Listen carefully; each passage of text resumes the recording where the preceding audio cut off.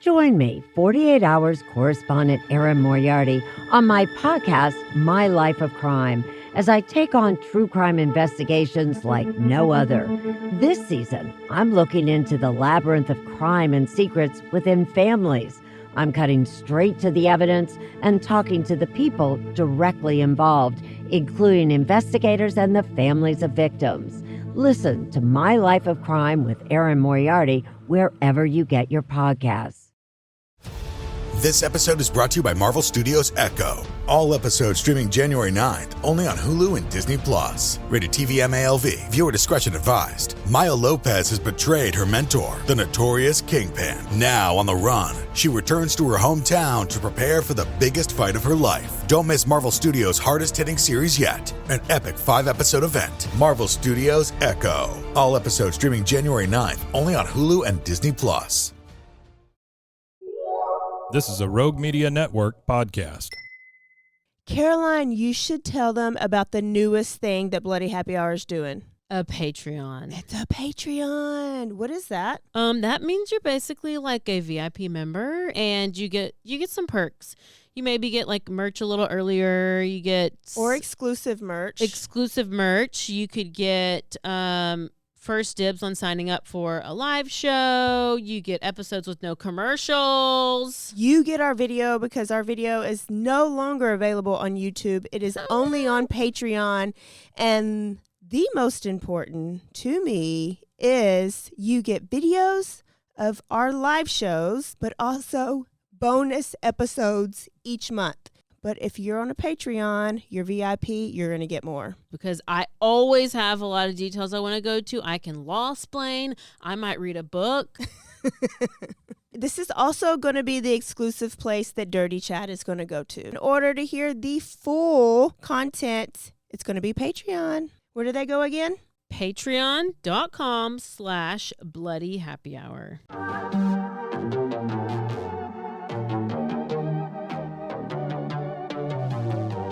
Hey y'all, I'm April. And I'm Caroline.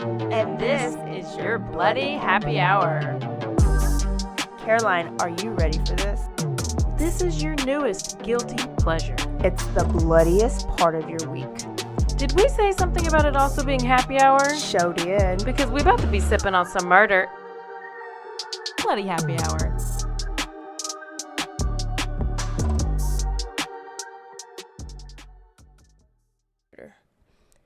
Hey y'all, this is April. And this is Caroline. What's today? Oh, today's Tuesday. What does that mean? That means we're going to bring you the Quickie. We're going to bring you some quick news, what's happening, what's going on around here. I mean, there's so much. This has been a lot of stuff happening this week. There's some things going on, and April's going to tell you about them, and I'm probably going to tell you about them too because I can't not. Yes. I can't not. I'm going to start off with an update from our great mom, Jasmine Paez from Florida. Oh. You know, we've had a lot of great moms come out of Florida. There's a lot of great. Anthony. Yeah. She's the one that went to rentahitman.com. Oh, yeah. You That remember one. her? Yes. Tried to have her son killed. The legit website. That was Yeah. super legit. Yeah. I mean, can't blame her for going to that website. Yeah. Well, turns out there was a second arrest made in this case. Did somebody else go to rentahitman.com? Well, there was Gamel Souza. Hopefully it's not related to Pete. Oh, no. Pete's cousin. Was arrested for conspiracy to commit murder. After they arrested Jasmine, they found her text messages, and they saw messages from her boyfriend that was basically pushing her to try to take her child's life. Oh. Yes. One of the text messages read, "The kid is the problem. I hope you see that. All I ever wanted was to free you. I told you about the kid. You won't do anything. When you do it, I'll think about coming back." And then she went to rentahitman.com and tried to have her kid. Like, did she know about rentahitman.com, about the other story, or she just Googled it? What do you mean? I mean, did she just, let me just rentahitman.com? Oh, I don't know. I don't know. I wonder if like she just typed in hitman and it was the first thing to pop up. Neither one of them have to be very smart. Like for you, boyfriend, to write something like that in a text message and actually want her to do it. So she's not smart enough, and obviously she's not a good mom. So she's going to try to do it because she's desperate to keep you. Okay? So then those text messages are going to come up. This is going in my book. In your book that you're writing? Well, yeah. I mean, me and one of my coworkers, I mean, we're thinking about it because there's so many stupid people out there who are just dumb murderers. So there's that. So now at least what the good thing is of course the people who own the website, remember, turned her in. So the kid is safe. She's in jail and now he's in jail. So the kid's safe. They're in jail. They're both idiots. You know, I don't know why alone. These people have kids. Nope. Second up is Alex Murdaugh. His defense is seeking a new trial based on claims of jury tampering. Mm-hmm. Of course, we're not surprised to see Alex back in the news. And of course, people are all over this. Brian Enton has been all over it. So they supposedly uncovered new evidence. So the county clerk, I think her name was Rebecca Hill, tampered with the jury Miss by Becky. allegedly advising them to not believe the Murdaugh testimony and any other evidence that was presented by the defense, and pressured them to hurry up and reach a quick guilty verdict.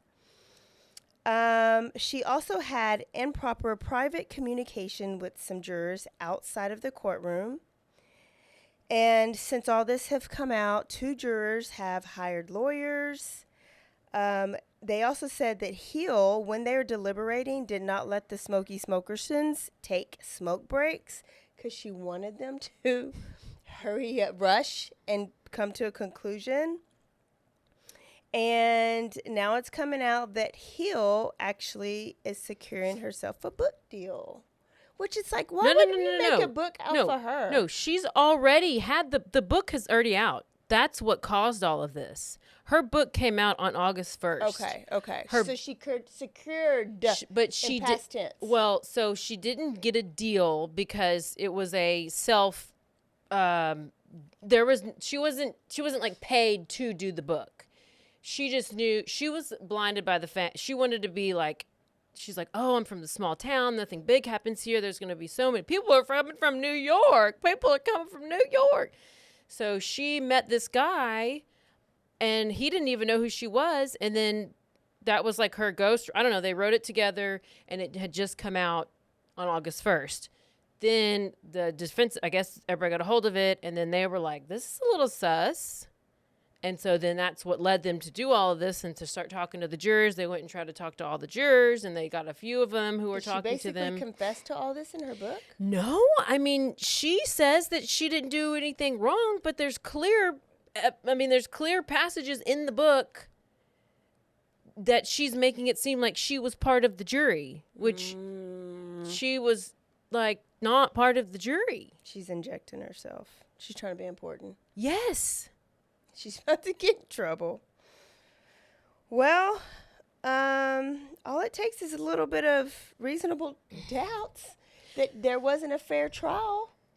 Oh, I predict that there will be another trial because I do think that there's too much. There's just too much that because there's 2 jurors that have done sworn affidavits and another guy did a sworn affidavit. So it's like, that's under oath. So like, are these jurors lying? So then in my head, I'm like, well, were the jurors paid off on this or not co-signing on this? Like who signed off, who like did written affidavits and signed off on their story? Like saying that she told them to just telling them that they felt like they were led a certain way. Okay. Yeah. Okay. Led to like vote a certain way, which the verdicts came back so fast by her though. Yes, because that's what you're supposed to do. And there was deliberation room is you're supposed to like stuff like how they went to Moselle and they went to visit the property and like she was saying, well, I could just tell by, just the look in our eyes. Like we all knew that that he was guilty. And we're like, what do you mean you're not part of the jury. And then she would talk to them and have like, well, which way are you leaning, to some of the jurors. And then there was this whole thing about a Facebook post by somebody's ex-husband, and then that wasn't really the ex-husband, and it was deleted, and she found it, and it's just a whole big, huge mess. She was way too invested, and that would probably be me. Like, I would have been too close to it and way too involved in it, and probably get myself in trouble. So most likely they'll get a new trial. She'll be obviously, I mean, she's going to have to testify, but there's going to be an evidentiary hearing, and it'll have to be the jurors who are going to testify. She'll have testified. The judge will have to be a witness. I think the attorney general has to give a response within 10 days, which will be in a few days, to see what we do moving forward. And either way, Alec will be in jail forever because of the financial stuff. But he's wanting to be in a federal prison. So I don't know. There's got to be something that's like shady, because he doesn't do anything that is not shady. And he also had just recently, before this whole deal with, he had there's a show that just come out on Fox Nation, like a 3-part series where they're interviewing Buster. And then he was having phone calls with one of his attorneys, but the attorney was recording it so that he could get that recording to Fox Nation, but that's not allowed. And all of that happened like just a few days before this story came out. And then he like lost privileges to his iPad and tablet, and he was using somebody else's PIN number for their I mean, just all kinds of stuff. Like, he's acting a fool in jail. He runs the place apparently, but he wants to go to the federal prison because it's like, that's the nicer one. But like, go ahead, let's get a new trial. Let's do it again. Well, everybody was so shocked that they came back so quick with the verdict. So now that this is coming out, they're like, everybody's just like, oh, well, this is why. Because now they couldn't get a smoke break. Yeah. I mean, you can't tell some people smoke every 30 minutes. I know. I don't know why she interjected herself. And then she's talking about this book. She did an interview with the Fitz News, and she was talking about a lot of the things, and there's excerpts from the book that I was listening to people talk about, and it's just like, no, ma'am, you can't do that. Well, to change to the next story, it's about time for me to have a picture taped to my steering wheel. Oh. Because we have an escaped convict. Yep. His name is Danilo Cavaca. You are Mexican. Cavalcante. I even know. I've been listening. Danilo Cavalcantes. So, and that's the thing. I haven't listened to anything. I've only read it. So, he escaped a prison in Pennsylvania. It's been now 8 days.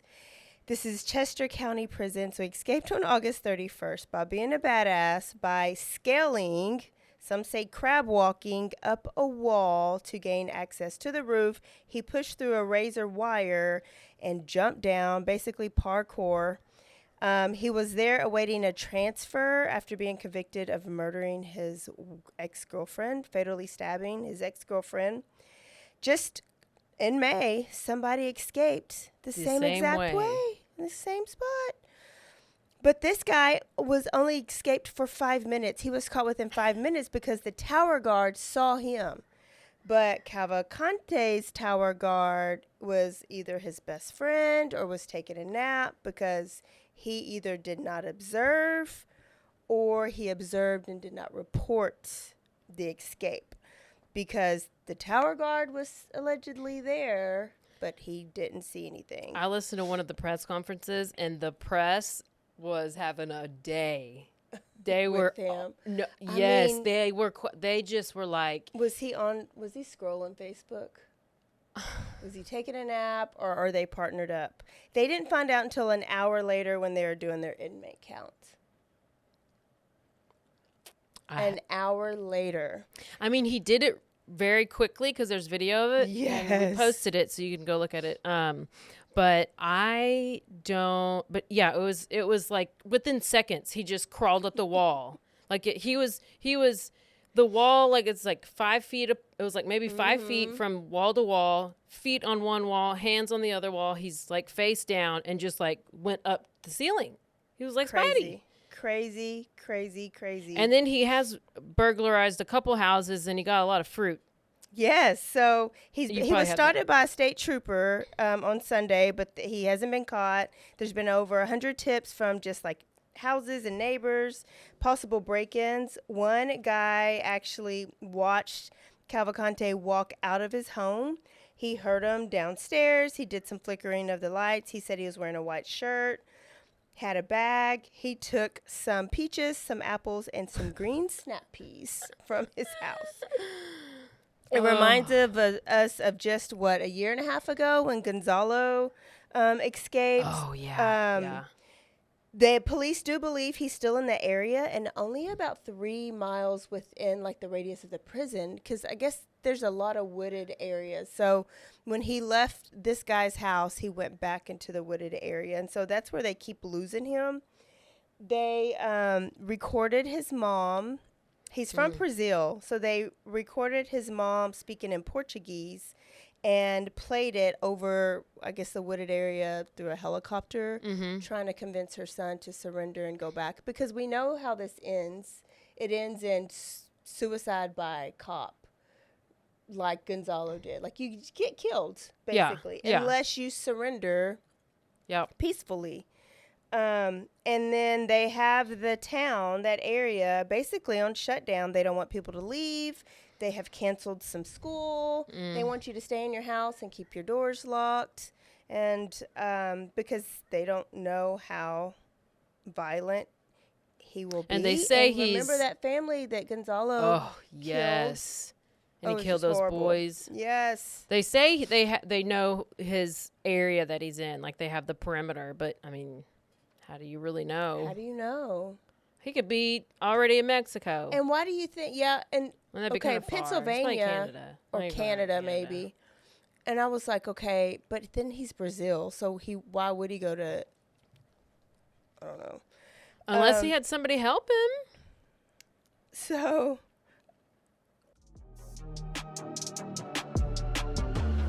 And now a word from our sponsors.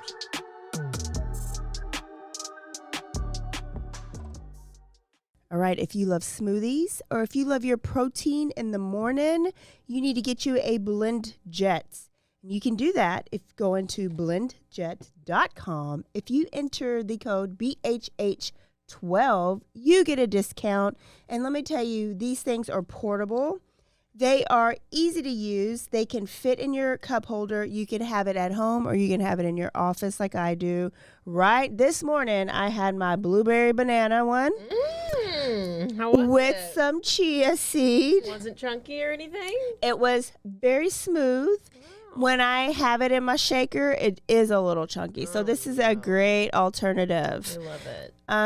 It is battery powered, so all you have to do is plug it in every 2 weeks, and the battery never runs down. Oh my gosh, I love battery powered things. Go to BlendJets and order you a BlendJet and get a discount. Thanks, April, for sharing.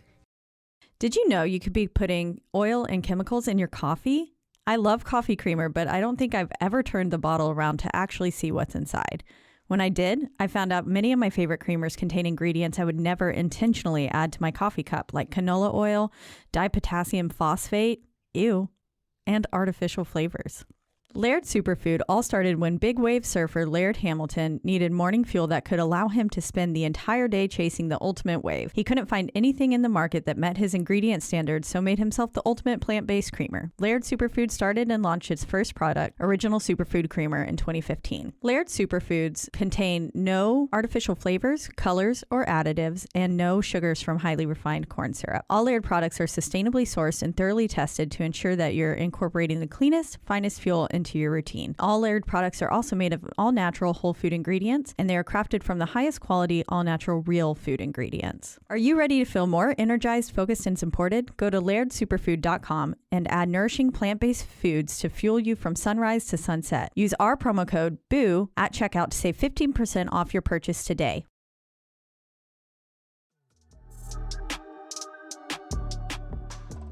Caroline, you should tell them about the newest thing that Bloody Happy Hour is doing. A Patreon. It's a Patreon. What is that? That means you're basically like a VIP member, and you get some perks.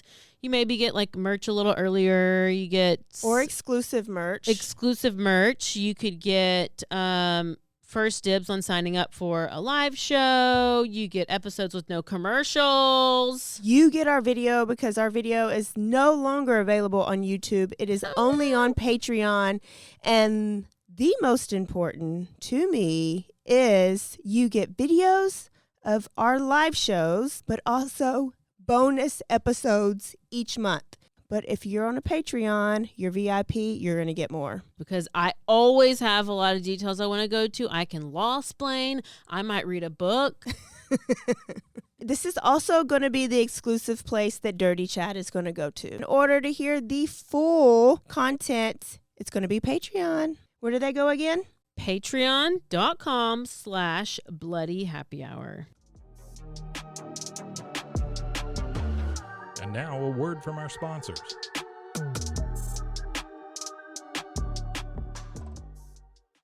I'm your puzzle pal, and I'm going to tell you about my latest obsession, Wongo puzzles. These things are the real deal, folks. They're high quality, handcrafted, and perfect for anyone who loves a good challenge, but doesn't want to dedicate their entire kitchen table to puzzles for a week. Trust me, I've been there.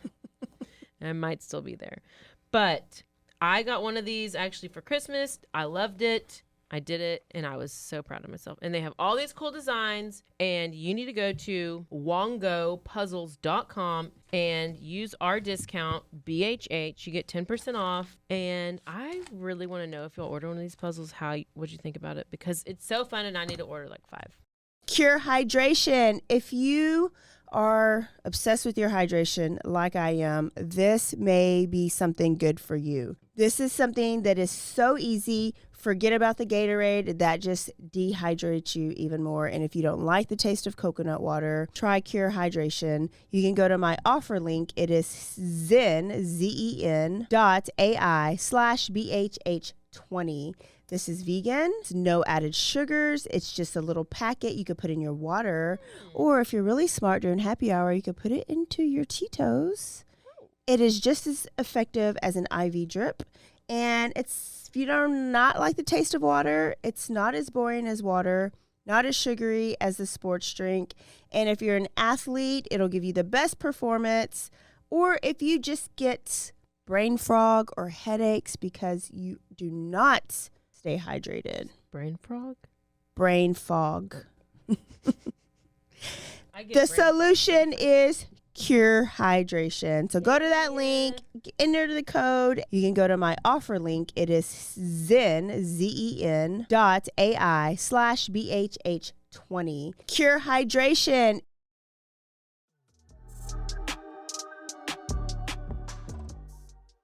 Why do they just think he's 3 miles? It's been 8 days.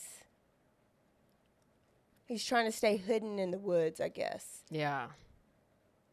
And because you'd have to have somebody pick you up. You'd have to have like a plan and a system in place. Somebody pick you up. And if you go into the community, I guess you can be recognized. Mm-hmm.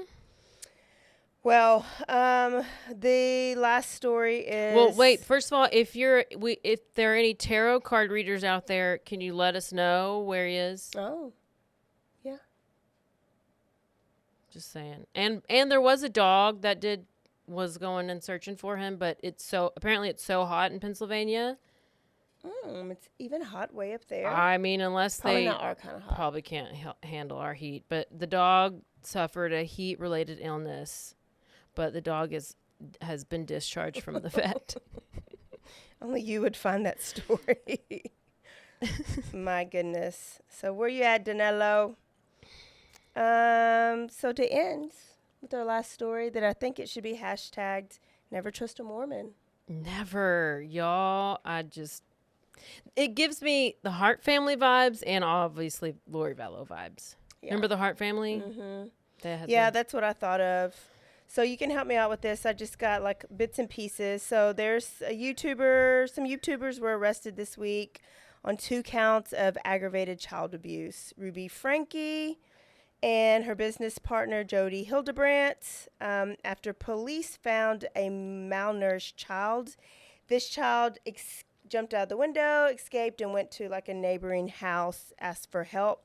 This child had opened wounds, duct tape on them, and looked malnourished.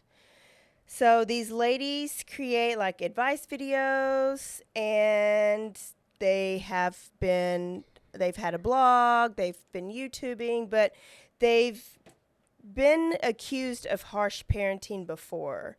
And all the videos have been taken down, but I was able to listen to some, I think, on Nancy Grace. There's plenty and out there. They're ridiculous. Some of the stuff is just ridiculous, and it's bragging about how harsh of parenting it is, but some of it is real cruel, and you can tell that she does despise 2 of her kids more than some of the other ones, because I think she has 8 kids total.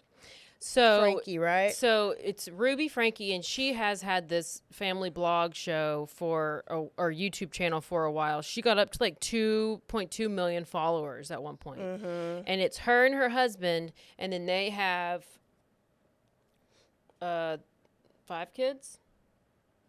That was the 8 passengers. Was her and her husband and their other kids. And 6 children. 6 kids? Mm-hmm, So 6 plus, yeah, that would be good math. That's math. Yeah. And so that's where she was like filming everything. And so let's say the 6-year-old was in charge of like waking herself up, getting herself ready for school, packing her own lunch. One day she didn't pack her lunch. The school called her. She was like, oh, well, she didn't pack her lunch, so she doesn't get a lunch, and I hope you don't give her any food. Yeah. And the school was like, oh, and like, okay, that's odd. And I'm hoping they fed the child. And there's this one video where the little girl gets in trouble again, and there's a doll, and the mommy's like, the Ruby is like, if you do that again, I'm going to take this doll. You see your favorite doll? I'm going to cut this doll's head off. And the child is horrified. I mean, you could just see her face. And then the one little boy was like wrestling with the brother, and then he was like, oh, you got to do 10 push-ups. And she was just so mad about that. And then one of the kids got his lost bedroom privileges. So he was not allowed to sleep in his bedroom. He had to sleep on the bathroom floor for like 7 months. And this was like an older boy. Oh, yeah, beanbag. Yeah. You know, and like weird stuff like that. But then she was getting a lot of, not just a lot of people who are commenting like, this is not good. Like, stop doing this. This is terrible. A lot of hate kind of. And then, so she shut down her YouTube channel, but that's when she met the Jody Hildebrandt. And that's whenever they started like living together. And so then because her and her husband get divorced, she goes and she starts living with this Jody chick. And that's where the Jody and her started their own little therapy channel or whatever. And that's where they have this connections. And that Jody lady has all these weird Mormonisms or I don't know, whatever, weird tactics.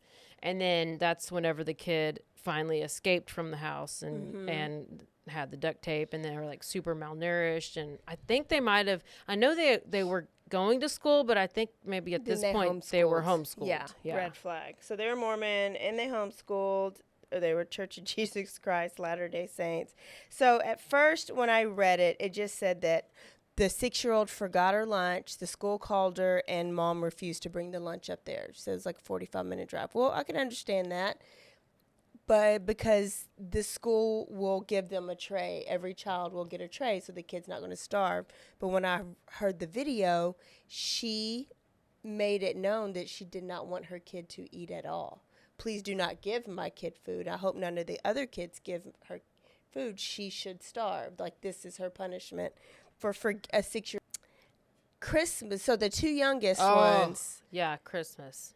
She had a blog and was just saying how her two youngest, like they were little, are just too selfish and that they wouldn't repent. And that for Christmas, they decided that all they're going to get for Christmas are the love of their parents. And the other 4 kids were going to get presents and stocking stuff and everything. And that the 2 youngest kids were going to watch their siblings open up all their presents on Christmas. That's cruel. That's favoritism. That's you despise these 2 kids. Mm-hmm. There was another one where they're not supposed to have their phones at the table for dinner, and meanwhile mom is over here recording on her phone at the table. And they take away the teenager's phone and they look at the phone and they look at his text messages, but instead of taking him aside and like reading them, he like reads the messages out loud in front of the siblings. And so they're like, that's just kind of cruel to do that, because then, you know, you have your siblings make it, but that just like makes you feel bad. It just makes you feel bad, because I was like, is that bad? But I mean, I guess that just hurts your pride, They're bullies. I guess. I mean, yes, bullies is exactly. Like you're But not supposed to bully your apparently kid. neighbors and other people had been calling CPS for a couple of years reporting things. Mm-hmm. And even, I think it was even reported that the kids had been left alone in the house for like days at a time. They like blacked out the windows so nobody could see inside. And the kid who jumped out of the window, and that's why it reminded me of the Hart family, because they had a kid who jumped out the window to go to the neighbors to get food. He said he went to a neighbor's house because he knew that neighbor had given them cookies one time, and he knew that they would give him food.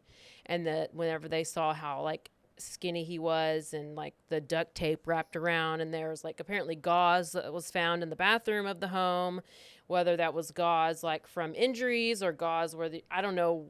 We don't really know too many more details.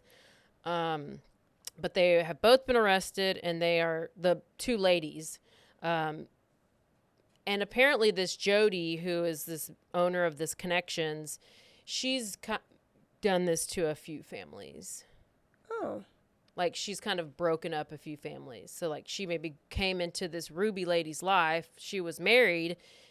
They were getting divorced, and then this Jody comes in and is like, hey, let me infiltrate. Like Nanny 911, but like the opposite of Nanny 911.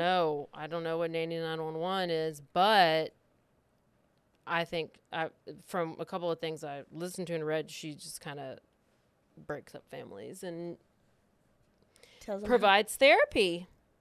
Mm-mm. Well, it's not the traditional like child abuse, like horrible things that we've heard about, right? But it's pretty horrible. Yeah. I mean, yeah, because she would, that's what she would do a lot of the times. Was her main thing was withholding food. Yeah. That was the main thing. And then, but then putting it all, this is all only stuff we saw on video. And a couple of times she was like, oh, I haven't told our listeners about that. I haven't told our listeners about that. Like about him getting his bedroom taken away and stuff like that. Oh. And one of her... And she just annoys me. Her face annoys me. One of her blogs said, or one of her videos said, my child's literally starving right now because I won't let her eat her breakfast until she finishes her chores or something, or takes out the trash or something. But she was literally starving, and that's not why she was withholding. She was just withholding food. She just gave a reason. 'Cause there's nothing wrong with saying, oh, you better make your bed before you come and eat breakfast. Yeah. I mean, but that's not really what it was. No. The kids just hadn't eaten. I hate this lady. Goodness. Okay, that's all I have. Danny Masterson. Yep. That was what to say. What Danny was his Masterson. name on That 70s Show? Was it Danny? I don't know. I never watched it, but I do know that he was on That 70s Show, and I know that he was sentenced to 30 years in prison for rape. And, you know, of course, they're going to appeal it and everything, but we shall see. Okay. That's it. That's all we have. That is all we have. We will see y'all Thursday for the full episode. Don't forget to Stay aware. stay alive. And always BDTF. Bye, y'all. Goodbye.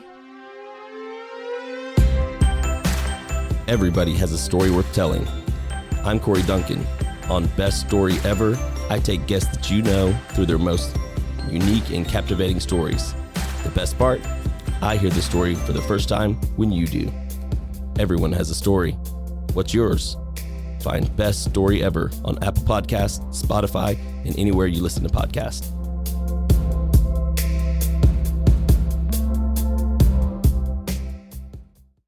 Hola, yo soy Jackie. Y yo soy Jessica. Y esto es Zona del Crimen.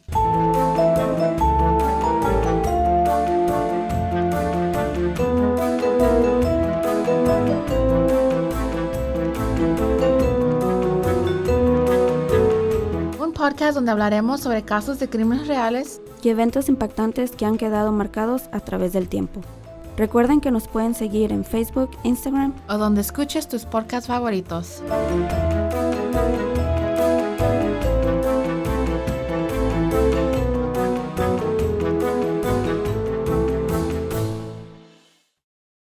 Hey, I'm Blair. And I'm Brittany.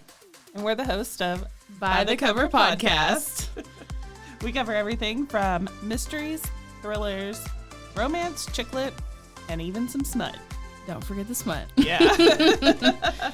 We're so excited to get this thing going and share this with you guys. We've been talking about this for months, and it's finally happening. Yes. Special shout out to Rogue Media for helping us with this. For sure. You can find us on Instagram at bythecover_podcast. You can also find us on Facebook and TikTok, so don't forget to give us a follow on those two also. And we are so excited to dive into some of our favorite books and share those with you. We can't wait. Hope you love it.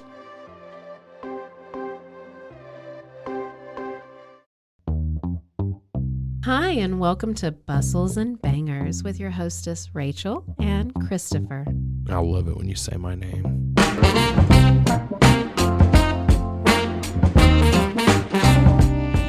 And you didn't say hi. I didn't. You just kept going. I'm going to introduce the book.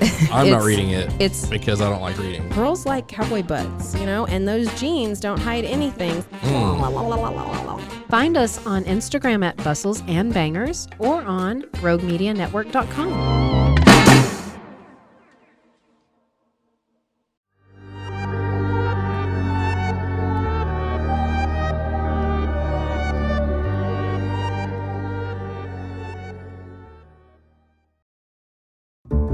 This has been a Rogue Media Network production.